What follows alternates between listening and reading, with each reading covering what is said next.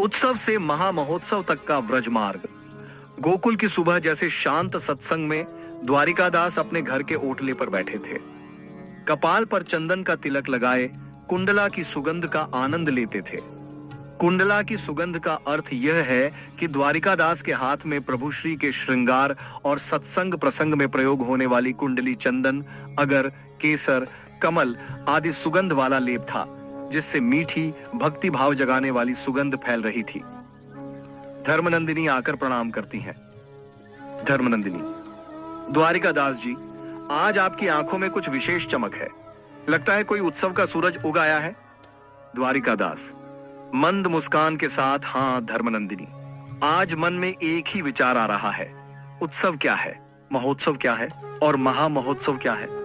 धर्मनंदिनी: उत्सुकता पूर्वक वह तो बताइए, मैं भी सुनने को तत्पर हूं। उत्सव का तत्व।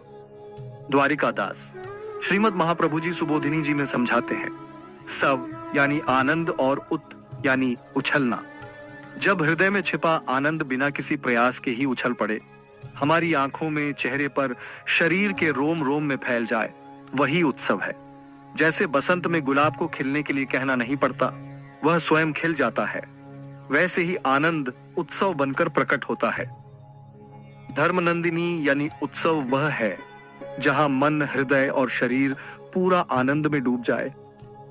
द्वारिकादास: बिल्कुल, इसमें कोई दिखावा नहीं, यह तो भीतर के अमृत का छलकना है। महोत्सव की ऊंचाई। द्वारिकादास: लेकिन जब वह आनंद केवल भाव में न रहे, बल्कि प्रभु स्वयं हृदय में साक्षात अनुभव दें, जब हमारा मन एक क्षण के लिए भी संसार की गति व्यवहार भूल जाए, शरीर में पुलक, हृदय में उल्लास और आंखों में अश्रु, वह समय महोत्सव का है। धर्मनंदिनी: यानी जब प्रभु हृदय में साक्षात अनुभव हो, वही महोत्सव, महामहोत्सव की महानता। द्वारिकादास: लेकिन धर्मनंदिनी, उससे भी ऊंचा है महामहोत्सव। जब प्रभु सामने सामने विराजें, स्वरूपामृत का दान दें, प्रेम से आलिंगन करें, अपने रासस्थल या जल लीला का सीधा अनुभव कराएं, वह क्षण महामहोत्सव है। उसमें तो समय, जगत, शरीर सब भुला देते हैं और केवल प्रभु ही रह जाते हैं। धर्मनंदिनी अश्रुपूरित स्वर में: वह तो व्रज में गोपियों ने अनुभव किया होगा, गोकुल कहां है? द्वारिकादास: लोग कहते हैं गोकुल मथुरा के पास है, लेकिन सच्चा गोकुल? अलौकिक भूगोल में वह तो हमारे हृदय में है। नंदालय की गली संकरी है, यह गली प्रेम की है, स्नेह की है।